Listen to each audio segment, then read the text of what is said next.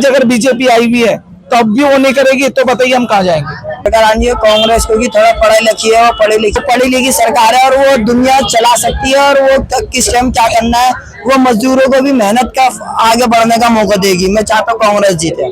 पैसे भी लेके जाते हैं हमसे, उसके बाद भी माल पकड़ के ले जाते हैं यहाँ से, फिर भी माल तोड़ देते हैं। थाने में ले जाने के बाद भी 300 रुपए लेते हैं हमसे। आपके कहने का मतलब रिश्वत लेते हैं? हाँ, रिश्वत लेते हैं 300 रुपए। दिल्ली वालों के लिए केजरीवाल से बढ़िया आदमी कोई नहीं। यूनिट मिली है, राशन है, बसों के लिए महिलाएं जा रही हैं, आ रही हैं, बहुत अच्छा करा। नमस्कार, मैं हूं आपके साथ सिमरन खा और आप देख रहे हैं खबरी टीवी। इस वक्त मैं मौजूद हूं सदर बाजार में और सदर बाजार में मैं बेसिकली आपको बता दूं यहाँ पर हम लोग रिपोर्टिंग के लिए आए थे, बट यहाँ पर छोटे छोटे व्यापारियों की बहुत सारी यहाँ पे उन्होंने लगा रखी है दुकान। और अभी हमारे आंखों के सामने क्या हुआ कि ये अंकल जी का हम अभी इंटरव्यू ले रहे थे, तभी पुलिस वाले ने आके इनका सामान यहाँ से पूरा फेंक दिया और इनको बहुत सारा नुकसान हुआ है। कम से कम 200 रुपए का नुकसान हुआ है। यहाँ पे और भी लोगों से हमने बातचीत की। लोगों का कहना है कि पुलिस वाले आकर उनका सामान उठा लेते हैं, उनसे रिश्वत लेते हैं और उनसे मारा मारी भी करते हैं। तो ये जानते हैं कि लोगों को यहाँ पे और क्या क्या परेशानी है। यहाँ पर अभी मैं इन अंकल का इंटरव्यू ले रही थी, तभी पुलिस वाले आकर इनका सामान यहाँ से फेंक दिया और इनकी यहाँ पे नुकसान हो गया। कितने का नुकसान हुआ? कम से कम 200 रुपए। 200 रुपए का? बड़े आराम से 200 रुपए का नुकसान हो गया। यहाँ पर अभी मैं सदर बाजार में खड़ी हूँ और अंकल जी का कहना है कि यहाँ पे पुलिस वाले ऐसे ही करते हैं।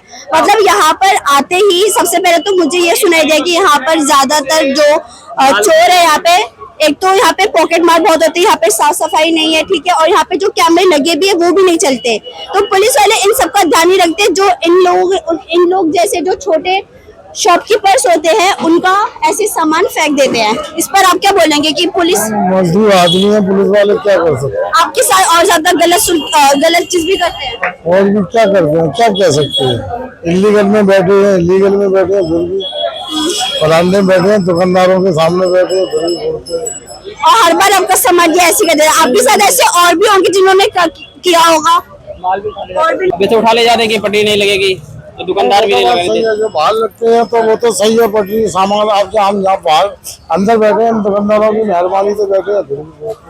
और उन्होंने बस यहाँ पर क्या किया, अपने डंडे से ये ऐसे फेंक दिया और इनका ये तोड़ दिया, इनका नुकसान कर दिया। हम इन दुकानदारों की वजह से बैठे हैं, दुकानदार लोग हमें बैठा लेते हैं। मतलब गरीब आदमी, हाँ गरीब आदमी समझ के, हम कोई रोड पे थोड़ी बैठे हैं। इस तरीके से मतलब पैसे भी लेके जाते हैं हमसे, उसके बाद भी माल पकड़ के ले जाते हैं यहाँ से, फिर भी माल तोड़ देते हैं। थाने में ले जाने के बाद भी 300 रुपए लेते हैं हमसे। आपके कहने का मतलब रिश्वत लेते हैं? हाँ, रिश्वत लेते हैं 300 रुपए। ये हर जो आप जैसे जो छोटे व्यापारी होते हैं उनके साथ ऐसा करते हैं? हमारे साथी हो रहे, हम भी लगाते हैं पटरी, माल पकड़ के ले जाने के बाद फिर छोड़ते, पैसे देने के बाद ऐसे नहीं छोड़ते, अब मारते लगे। और माल कब तक देते हैं? कितने घंटों के लिए जब्त रखकर? 3-4 घंटे बंद कर देते हैं।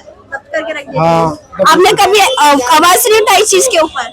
मारते हैं, फिर दोबारा के मारते हैं। लगने नहीं देते ना, पुलिस वाले मना कर दे तो बोलते तुम आवाज उठाओगे, वो बोलेंगे तुम कमाओगे, हम कमाएंगे, लगाएंगे, फिर हम साइड हो गए, फिर आएंगे, फिर तोड़ देंगे माल हमारा।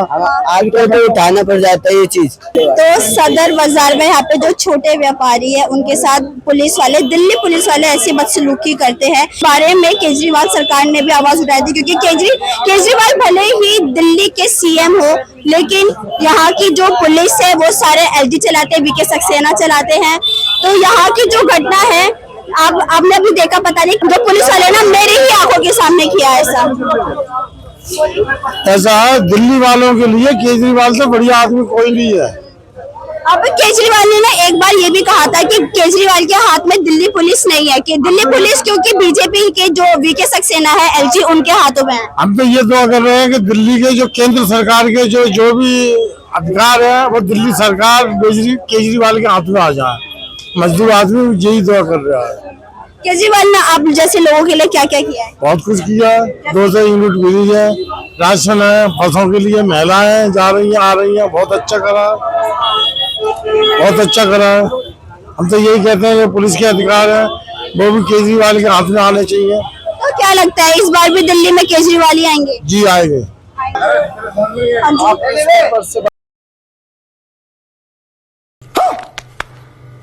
आपका नाम क्या है? मुकेश कुमार है। तो आप पहले यहाँ की सिचुएशन के बारे में बताइए, यहाँ पे क्या सिचुएशन है? सिचुएशन तो मैडम देखो अच्छी है, ठीक है। अगर सुबह की देखे जाए तो सुबह में क्या है, हमारे को इतनी प्रॉब्लम होती है ना, एक तो लगाने नहीं देते, फिर कभी एमसीडी आ जाती है, कभी पुलिस वाले, हमारे जो है ना बहुत एक तरीके से हमारी कोई वजूद ही नहीं है कि हम जिंदा क्यों हैं, हम परिवार क्यों चला रहे हैं, हमारे कोई एक वो नहीं है बिल्कुल भी कि हम किसी तरीके के, हमें ऊपर वाला जो है ना जितने भी गरीब है ना सबको वैसे ही उठा ले, हम सबको वैसे ही उठा ले, और हमारे को कोई जीने का हक नहीं है।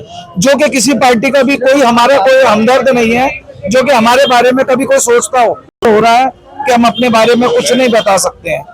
हमारे किराए के मकान है, कभी हम लोगों के कभी कुछ घर के अंदर सबके घर में 100 टेंशन है, लेकिन हम उनको भी नहीं देख रहे हैं। हमारे को सिर्फ यही है कि हमें टाइम से रोटी मिले और टाइम से हमें अपना रोजी रोजगार मिले। जो जेपी अग्रवाल है कांग्रेस के, वो व्यापारियों के समुदाय से भी आते हैं, तो अगर इनकेस कांग्रेस इस सत्ता में आती है तो आपको क्या लगता है कि कांग्रेस काम करेगी यहाँ पे?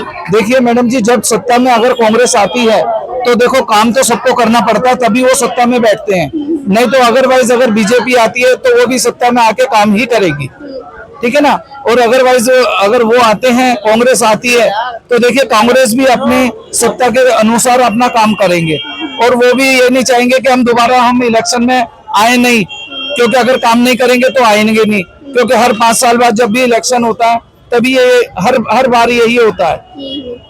तो इसलिए हम ये चाहेंगे कि ना, जो भी हमारे पास जो भी पार्टी आए वो हम लोगों की तरफ देख के चले, सचे वो नीचे तबके का हो या फिर बड़े तबके का हो, सबकी तरफ हमारे ऊपर ध्यान दे, हमें सिर्फ इससे ज्यादा कुछ नहीं चाहिए। सर जब यहाँ पर जब पटरी हटी थी तो मैं 40 गाड़ियां लेके केजरीवाल जी के यहाँ गया था, तो मेरे को क्या पूछा गया था उन्होंने कि मुझे ये कह लगे आप कितने साल से पटरी लगाते हैं। हमने कहा हमारे बाप दादा भी यही लगाते थे सर, हमारे आई कार्ड बनेगा बाकायदा, और हम यहाँ पर पटरी लगाते हैं, और हमें बिल्कुल हटवा दिया गया, और आज हम आपके पास गए हैं ताकि हमारी पटरी लग सके, क्योंकि आपकी सत्ता है। तो उन्होंने कहा कभी आपने भंडारा करा? हम अपनी रोजी रोटी के लिए आते हैं, ये भंडारों के लिए आते हैं, हम अपना घर नहीं चला पाते तो हम भंडारे कहाँ से कराएंगे? उनको ये मतलब नहीं है। उन्होंने हमारे को ये कह दिया कि कोई बात नहीं, आपकी पटरी लग जाएगी, और अभी टाइम नहीं है, लेकिन आप है ना वो जब भी भंडारा कराओ उसकी पर्ची लेकर आओ, और हमारे को कभी भी उनको उस बात से मतलब नहीं है कि हम गरीब आदमी किस लिए गए हैं। 40 रिक्शे गए थे, बैटरी रिक्शे भरकर केजरीवाल जी के खास ऑफिस में, क्या नाम, आईपी कॉलेज के पास, ठीक है, और फिर भी उन्होंने हमारी सुनवाई नहीं करी थी। और आज अगर बीजेपी आई हुई है तो अब भी वो नहीं करेगी, तो बताइए हम कहाँ जाएंगे? आप लोग जो सामान उठा लेते हैं और उसके बाद वो जमा हो जाता है थाने में जमा होता है। अगर एमसीडी में जमा होता है तो एमसीडी वाले वो तो समझ लो मिलता ही नहीं है, लेकिन जो थाने में जमा होता है वो 3 दिन बाद कागजी कार्रवाई करके जब हमें मिलता है, वो भी 3-4 दिन बाद, और फिर हम 3 दिन खाली बैठते हैं अपने घर में। उसे किसी से कोई मतलब नहीं है, उन्हें ये मतलब है कि इनका माल अगर इन्होंने लगा रहे हैं, बेच रहे हैं, तो इनका बंद कर दिया जाए बस।